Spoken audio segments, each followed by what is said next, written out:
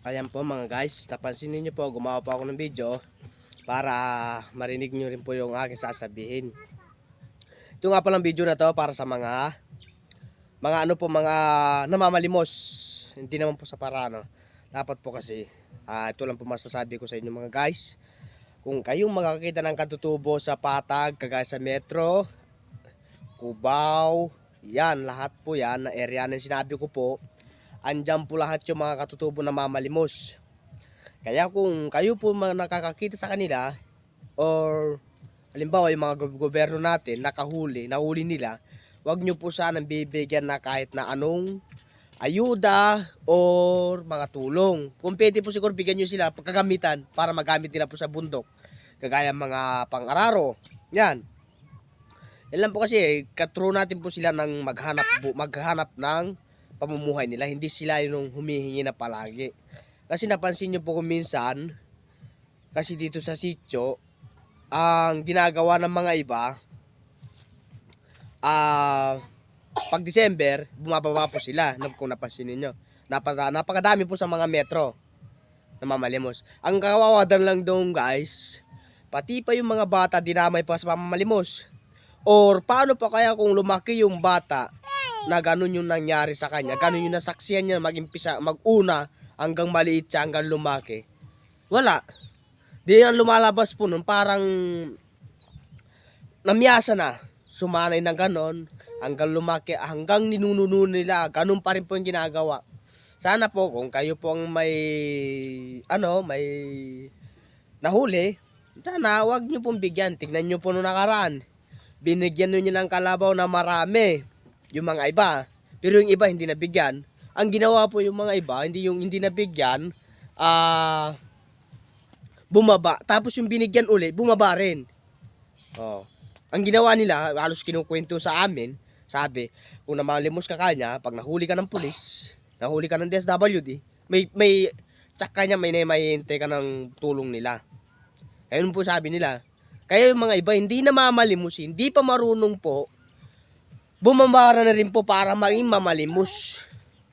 Ganun po nangyari dito sa kabundukan. Kaya po sana kung kayo po ang nasa baba, hindi naman po ako kasi sa inyo po kasi talagang kung tignan natin, kung ipara ko sa mga ano natin po, parang nakakaawa talaga yung mga ano natin na katutubo eh. Ang problema lang po kasi doon, oo tama po, nakakaawa. Ang problema lang natin po kasi doon guys, puro natin silang tutulungan na pang physical. Paano po kaya kung ganun nangyari? Hindi na po sila, kasi yung mga iba rito, kasi napansin ko po, ilang taon na rin po, kada December, ganun po ginagawa. Yung mga iba nakabili ng motor, yung mga iba nakabili ng kalabaw, yung mga iba, pinangano nila. Pero, hindi rin po nagtagal yung mga galing po sa pamamalimos. Ang gusto ko lang po sana sabihin po mga guys, kung mapansin ninyo, ma-share ninyo itong mga video na to. Ang gusto ko lang po sana may punto, sana kung mahuli ninyo, huwag nyo bigyan ng ayuda, o huwag yung itapat sa December na pamimigay. Pwede naman po kasi nasa inyo po naman pamimigay, di ba? Kasi maawa ka sa tukay. Ang problema lang po kasi, yung pang-awa natin hindi nasa proseso. Kasi napansin ko, yung mga iba dati, sorry po nga guys naubo na po ako. Kasi mga napansin ko po dito sa amin sa mga chicho or mga ano, kasi dati po, hindi naman po hindi naman po ako kunti lang po dati na mamalimos. Bilang lang. Pero ngayon, nakita ko po talaga halos maubos na yung chicho para makababa sa metro, para makahingi ng kunting tulong. Kaya sana po kung mapanood yung video na to, yun yung sasabihin ko, sana ma-share ninyo. At sana po rin mga gobyerno natin, ang gobyerno naman natin malaking tulong din po sa amin eh. Lalo na, ang nakakaano rin po, nakakalungkot din po yun. Kung minsan yung mga ibang katutubo, pag nahuli, sabihin, walang naibigay yung mga gobyerno. Ayan, nalulungkot din po ako doon kasi kalahin mo, marami na binigay sa amin. Kagaya na po ng mga 4-piece. Buti nga po sa kanila, may 4-piece sila, may ano sila.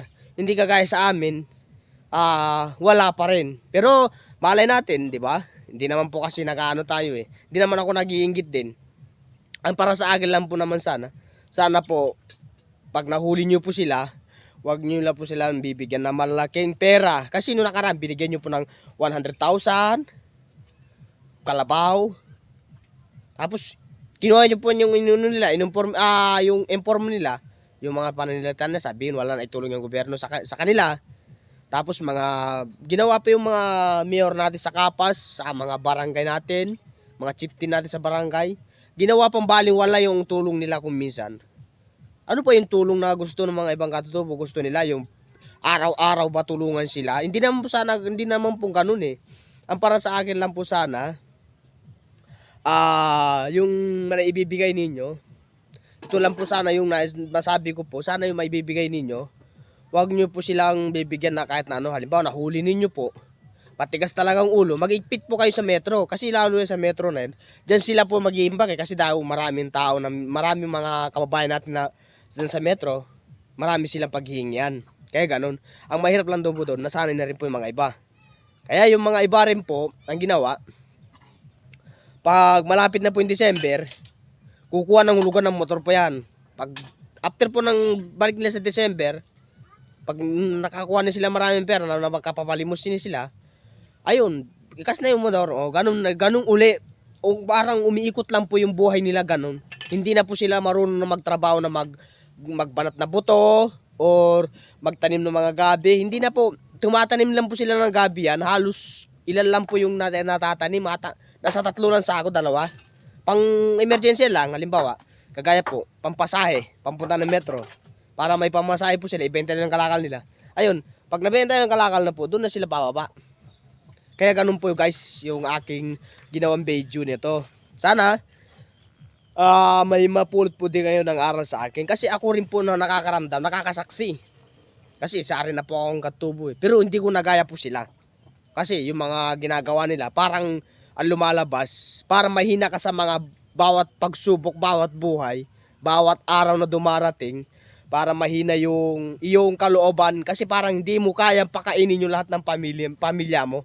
Parang ganun po lumalabas sa kanila. Kasi kakalain mo para ka na kumita ng malaking pera, mamalimos ka. Tapos pag namalimos ka, ayun, mabili mo na lahat ng luho mo. Parang sa akin lang po, nalilitan po ako doon. Parang ang lumalabas po ng mga guys, parang mahina po yung kapasidad. Ganun lang po yun. Kasi kung alam mo kasi, pag bawal kasi yan, kasi sa batas ng tao rin po, alam ko rin po, bawal din po yung pamamalimos na yun eh. Kasi nakita ko po yung mga bata dito sa mga Navy, yan, marami po nakitang bata, hinuhuli ng mga barangay. Buti po dyan, nagpapaigpit, nagpapatupad sila ng batas. Ayun po mas maganda, kasi yung bata kasi, pag nasanay po yan kasi, lalo na maliit pa po yan, palagay natin mag-6 taon or 8 na taon or 10 taon, magte-10. Ayun, kasi may isip na po yun eh. O ayan, hanggang lumaki na po yun, hanggang maging binata na, hanggang maging dalaga na, ayun ginagawa nila. Hindi na po sila na mag-focus sa mga ano-anong bagay, hindi na po. Kaya ganun. Kahit na sabihin nyo po sa akin, kahit na mag-comment kayo po sa baba, kahit na sabihin yung hindi ganun yung ano ninyo sa mga katubo. Pero sa akin, sabihin ko po talaga, ako po talaga nakakasaksi dito sa mga bawat sitio, ganun po nangyari. Meron naman po rito sa amin, mga guys, nag-ano po naman po, naghanap po to rin po naman. Pero nakakaawa rin po naman kagaya namin, hindi na lumaalis. Nadadamay na rin po kami, kaya gumawa po ako ng video para masabi ko po yung lahat. Kasi sa amin po kung minsan dito, ang ginagawa nila yung mga iba, bumababa. Kaya po ako nung nakaraan, pumasal po kami sa metro, kasama ko yung isang kaibigan, sabi nila sa akin, akala mo kanya bro, sa sitio, pagkakaintindi namin kanya nung una, lahat ng katutubo na mamalimos. Pag nakita namin kanya katutubo, lahat ng katutubo yan, damay na lahat. Hindi lang yung isang titignan namin. Kung nakita namin isa, lahat na yan. Ganun yung pagkakanyari. Pero sabi ko nga po sa kanila, pinaliwanag ko po. Sa amin naman po kasi kako, hindi po naman po kako lahat pong ganun. May iba naman po kako, kahit na hindi kumain na 1 beses o 2 araw na beses o isang araw na 2 beses, okay na po sa kanila yun. Ang mahalaga po yung pinagpaguran nila. Halimbawa, kahit na po pamumuso, pamumuso po kumisan, kahit na po kumita po sila ng 150 o 200, ayun, yung mga iba, pagpapasalamat nila po yun.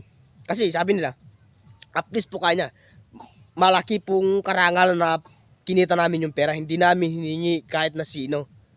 Apis po kanya, buong pawis namin po kanya hinugol namin. Yun lang po nagpapasalamat ako sa mga ibang atobo na kagaya namin na may paninindigan. Pero yung mga iba talaga po, naghahangad ng maraming pera. Kaya ganun po nangyari sa kanila, bumababa. Kasi yung mga iba rin po, napansin ko yung mga ibang binigay na gariton ng mga DSWD, hindi rin po nagtagal. Agad din po yung binenta. Pati yung mga ibang kalabaw. Kaya hindi ko naman po paninira. Kasi yung mga iba, ganun po yung ginagawa. Kaya yung nagbenta ng karton, bumaba rin po uli. Kasi sabi niya, pag nahuli ka kanya, may 10,000. Di ba binigay niyo po ng 10,000 nakaraan? O pag uwi nila, may 10,000 sila. Kaya po ganun sila nasasanay kung minsan. Halimbawa, pag nahuli, ay may 10,000, may pang na ako kanya, pang gastos ng Pasko.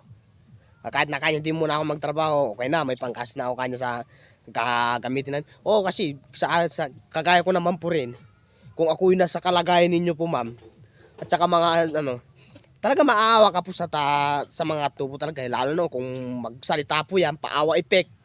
Kasi ganun ginagawa po mga iba paawa effect, sabihin, ay ganire, di na po kami kumakain. Pero, yung ganun ba yung pero para sa akin po naman, mali din pong ganun. Gamitin mo lang po yung detalye po ngayon paano kumita ka rin. Oo.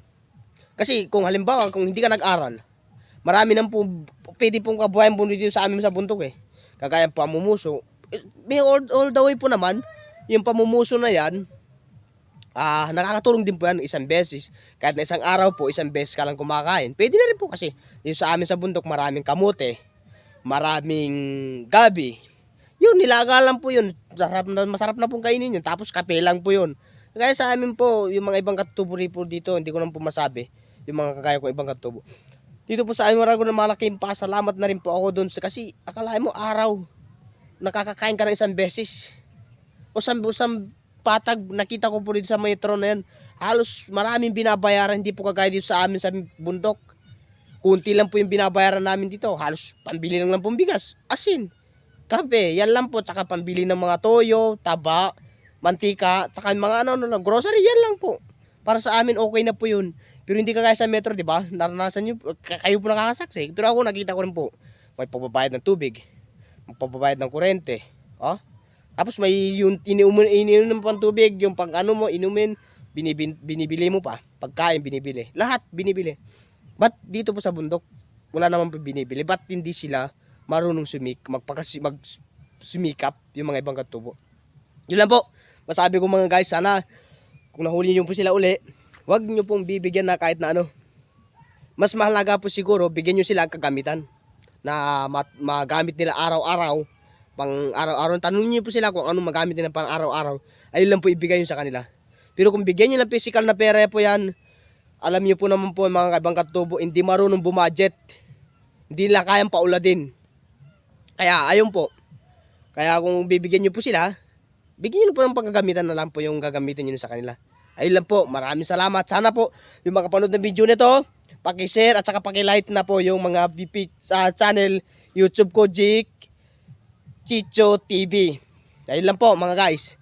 Sana paki-share na lang po. Tapos para po mag-update na po kayo sa aking YouTube, para yung mga ibang upload ko rin po na video, pakisuporta na rin po. Tapos yung mga video na po yun, pakishare na po sa mga iba para makapag-idea po sila. Kung naghanap po kayo ng ibang katanungan, comment lang po kayo sa baba. Sabihin nyo lang po ang nararamdaman ninyo para makagawa natin po ng vlog ulit, panibago. Yun lang po guys, maraming salamat, magandang hapon po sa inyo lahat. Maraming salamat po, sana mapanood nyo itong video na to.